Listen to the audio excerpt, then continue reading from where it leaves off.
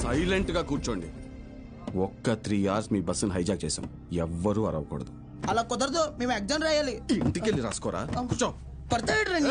ఏ Gopal Krishna, no bad words. అందరూ బుద్ధిగా కూర్చొని ఎగ్జామ్ కి చదువుకోండి. మహాలక్ష్మి, బుక్ తీసుకో.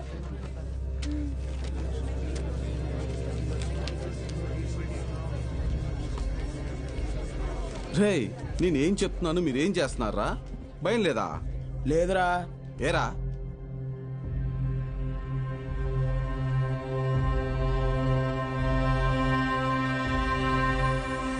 అడిగదిగో అడుగిడనిక మన అభినవ గురజాడ తల్లపడితే పడిపోదా చెడు మెడలో గురి దాటిక గురి కాకులు తిరగబడిన తన రోషం దాటికి కోపరుకు ఎలా దాసోహమే వాటికి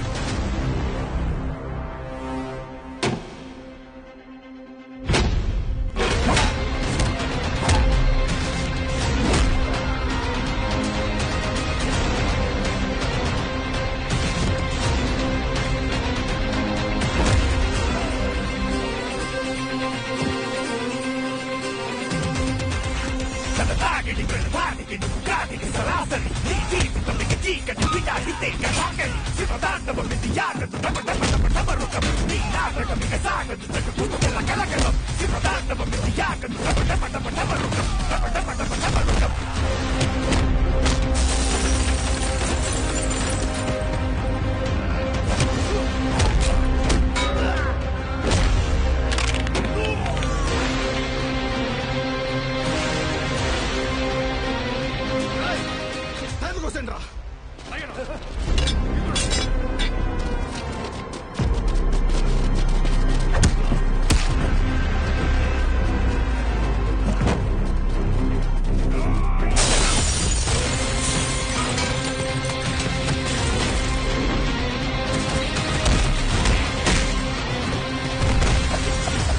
చదువులబడి రథమునే ఓ సారథిగా కలలకి అదే ఓ మారుతిగా పెదరని వీరుడిగా అల్లు పెరగని ధీరుడిగా మాయలోకానికి పోతపడని యారనిగా అదిగదిగో అడుగిడనిక మన అభినవ గురజాడ తల్లపడితే పడిపోదా చెడు మెడలో గురి దాటి. స్టూడెంట్స్ అందరూ జాగ్రత్తగా మీ సీట్లలో కూర్చోండి. డ్రైవర్, నువ్వు బస్ పోని. Okay madam.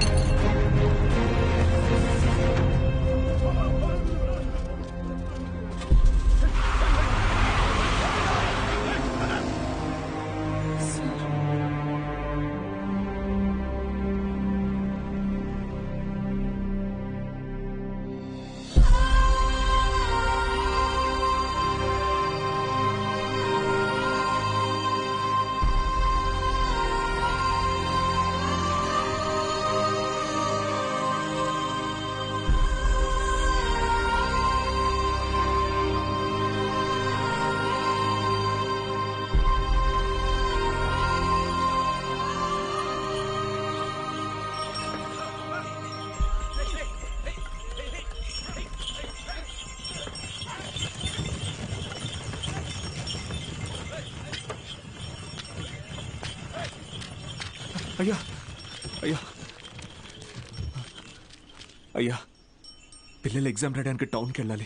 కొంచెం మీ ఎడ్ల బండ్లో తీసుకెళ్తారా? దాన్ని అమ్మడానికి వెళ్తున్నాం బాబు. బండిలో అసలు తలం లేదు, చాలా కష్టం. అయ్యా కొంచెం ఆలోచించండి అయ్యా. పిల్లల చదువు అయ్యా, వాళ్ళ భవిష్యత్ అయ్యా. అది కాదయ్యా. ఓ పెద్దాయనా ఏం చేస్తున్నావు? నీకేం పిచ్చి పట్టిందా?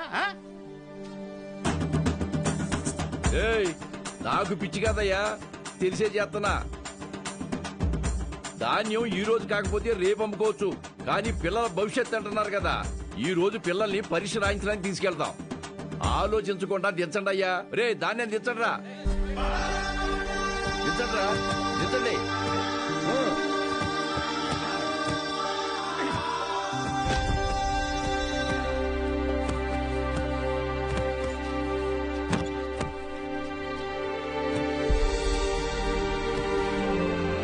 పర్లేదు, ఎక్కండి అయ్యా, ఎక్కండి.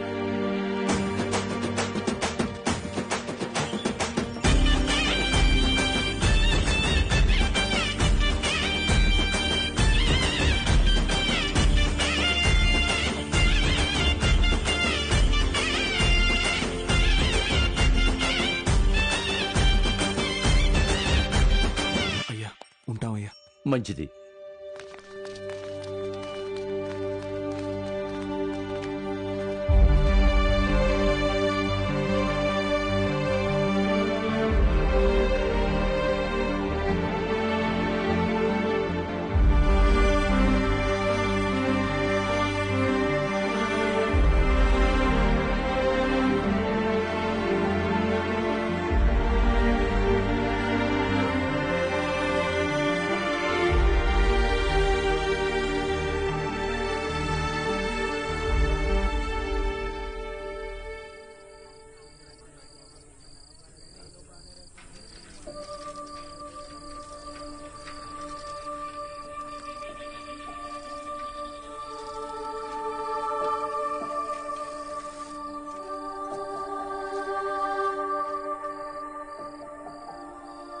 ఈరోజు ఎంసెట్ ఎగ్జామ్ రిజల్ట్స్ అన్నా, భయంగా ఉంది, కొంచెం చూసి చెప్పవా? అందరికీ ర్యాంక్స్ వచ్చాయా సార్? మీకే ర్యాంక్ వచ్చింది sir?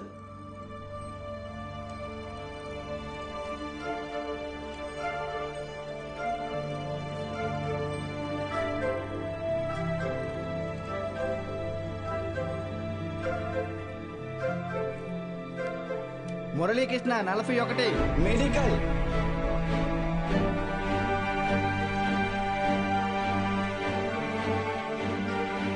Suresh 59 medical. Bhargavi 9 medical. Kusuma 55 engineering. Congratulations. Ananthalakshmi 43 medical.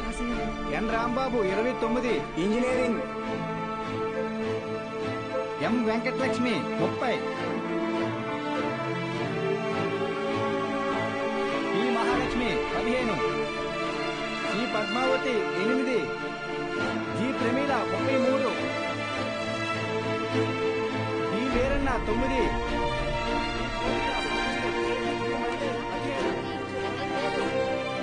అంటే 45 టాప్ ర్యాంక్సా సార్? 46. అదేంటి సార్, మొత్తం కలిపి 45 కదా సార్? ఇంకో ఆల్ టికెట్ ఉంది. ఏఎస్ మూర్తి. ఏఎస్ మూర్తి 1వ ర్యాంక్. ఎవరై ఉంటారు? ఏఎస్ మూర్తి ఎవరు? ఏఎస్ మూర్తి.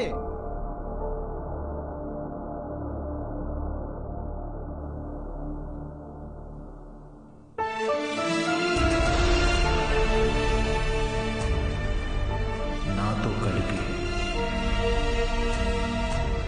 46.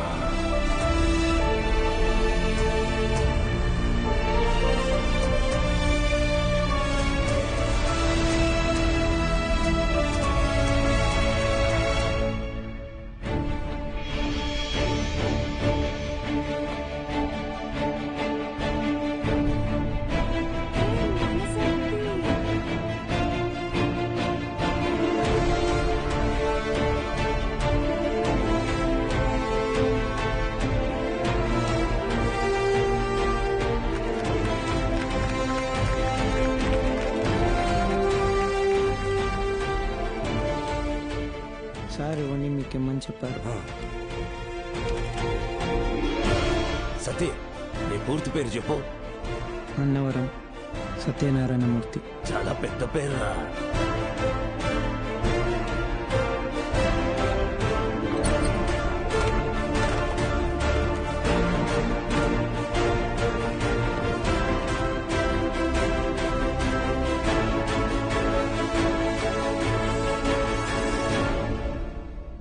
సాధించావు బాలు.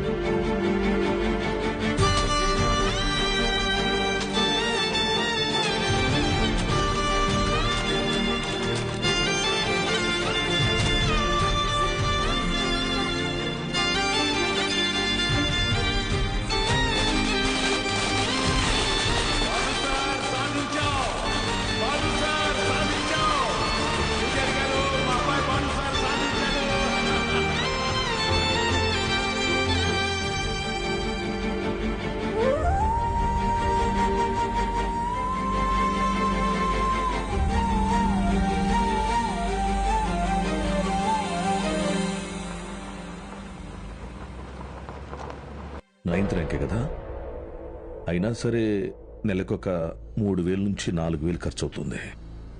మీ నెల జీతం 900 అనుకుంటా కదా? అవునయ్యా. భయపడద్దు, అప్పు చేయక్కర్లేదు. మీ అబ్బాయి చదువు పూర్తయ్యేంత వరకు ఫీజు బాధ్యత నాది. పై చదువులకు అమెరికా పంపిస్తాను. అమలాపురంలో సబ్ ఇన్స్పెక్టర్గా పోస్టింగ్ ఇప్పిస్తాను. మీ అమ్మగారితో టౌన్లో హోటల్ పెట్టేస్తాను. నువ్వు చేయాల్సిందల్లా ఒక్కటే, నీకొచ్చిన మార్కులు త్రిపాఠి ఇన్స్టిట్యూషన్స్లో చదవటంలో వచ్చాయని చెప్పాలి. నువ్వు మా కాలేజీలో షార్ట్ టర్మ్ క్రాష్ కోర్స్ తీసుకున్నట్టు ఈ అగ్రిమెంట్ మీద సైన్ చేయాలి. మీ అమ్మ నాన్న పోగొట్టుకున్న పొలం ఇక మీదకి మీదే. ZPTC chairman post, anonymous.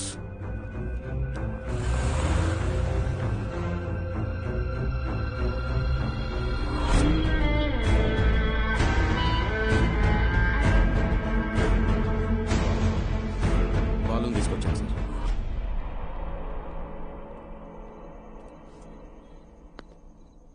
నీ స్టూడెంట్స్ సంతకాలు చేసి ఇచ్చారు నాకు. మీ ఈ ర్యాంకులు కారణం ఎవరని నిద్రలో ఎప్పటికినా త్రిపాఠి అనే చెప్తారా? పబ్లిక్ లో పొరపాటుని పేరు తలిచిన ఒక్కరికి కూడా ఫ్యూచర్ లేకుండా చేస్తాను. అర్థమైందా?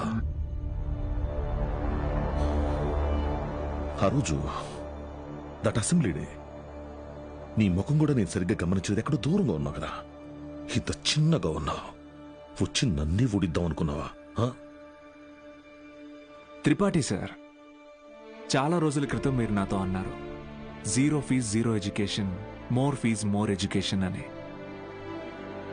ఆ బోర్డులో ఉన్న స్టూడెంట్స్ ఎవ్వరికి వేలకి వేలు ఫీజు కట్టడం వల్ల ఈ ర్యాంకులు రాలేదు. మీరు వాళ్ళకి లక్షల లక్షల డబ్బులు ఆశ చూపించి వాళ్ళ ర్యాంకుల్ని, వాళ్ళ గెలుపుని కొన్నారు. ఇది కూడా ఒక గెలుపేనా?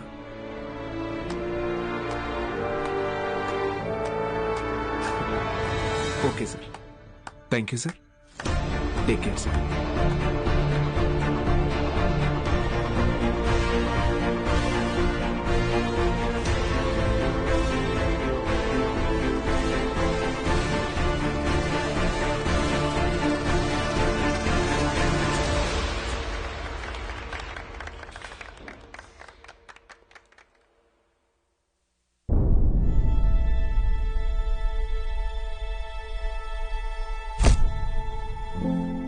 ఏ మనిషి అయితే మిమ్మల్ని నమ్మలేదో, ఈరోజు ఆ మనిషే మీ ఇంటి ముందుకొచ్చి మిమ్మల్ని తన ఇన్స్టిట్యూట్కి బ్రాండ్ అంబాసిడర్ అవ్వమని బతిమాలుతున్నాడు.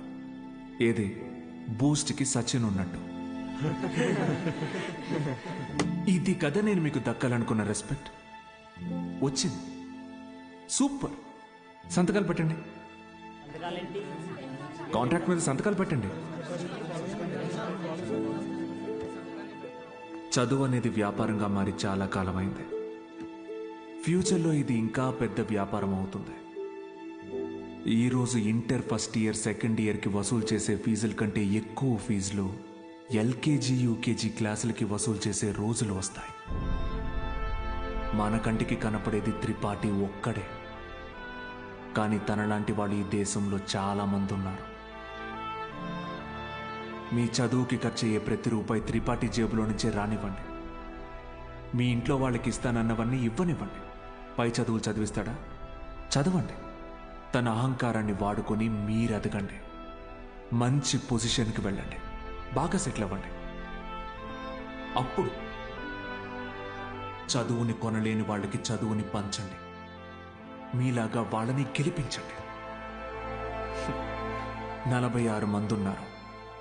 మీరు తలుచుకుంటే ఎంతో మంది జీవితాల్ని మార్చగలరు. వచ్చి ఆ కాంట్రాక్ట్స్ మీద సంతకాలు పెట్టండి.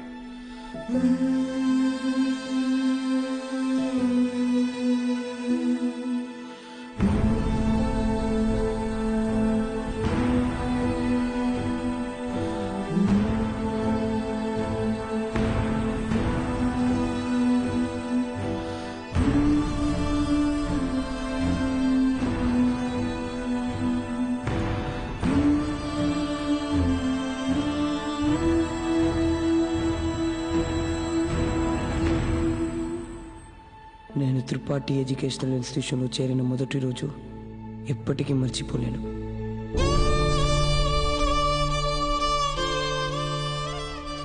లెక్చరర్స్ అంతా నాకు ఎంతో అండగా నిలబడి నన్ను ప్రోత్సహించారు. నేనేదైనా తప్పు చేస్తే దండించేవారు. వాళ్ళే నన్ను సరైన దారిలో నడిపించారు. నాకంటూ ఒక లక్ష్యాన్ని ఏర్పరిచి అందులో నన్ను గెలిపించారు.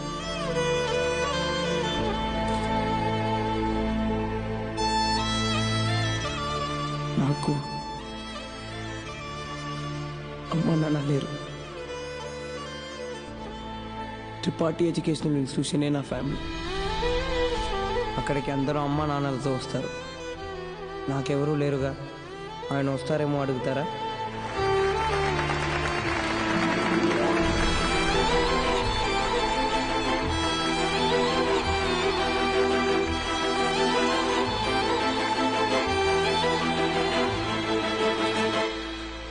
వెళ్ళిపోయాడు. వరం ఇచ్చిన తర్వాత దేవుడు ఎలా మాయమైపోతాడో అలా మాయమైపోయాడు. ఆ తర్వాత బాలు సార్ని మేము ఎప్పుడూ కలవలేదు.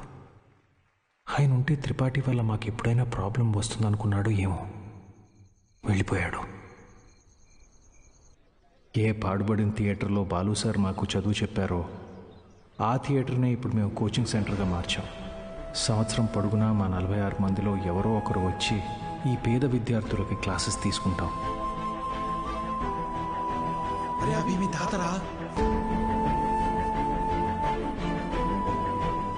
ఇక్కడ చదువు అమ్మబడదు, పంచబడుతుంది.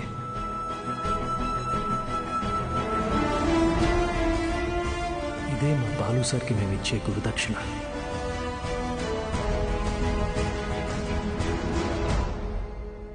ఇప్పుడు బాలు సార్ ఎక్కడున్నారు సార్? తెలీదు.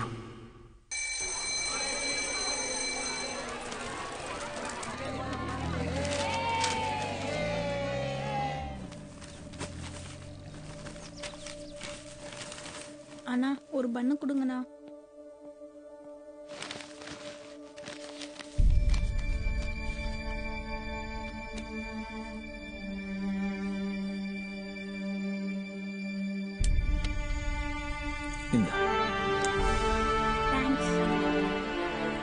படிக்கணும் ஆசை இருக்கா தம்பி? ஆமா சார். సరే బా. కానీ ఆయన ఎక్కడున్నా చదువుని దేవుడికి పెట్టే నైవేద్యంలాగా పంచుతూనే ఉంటారు.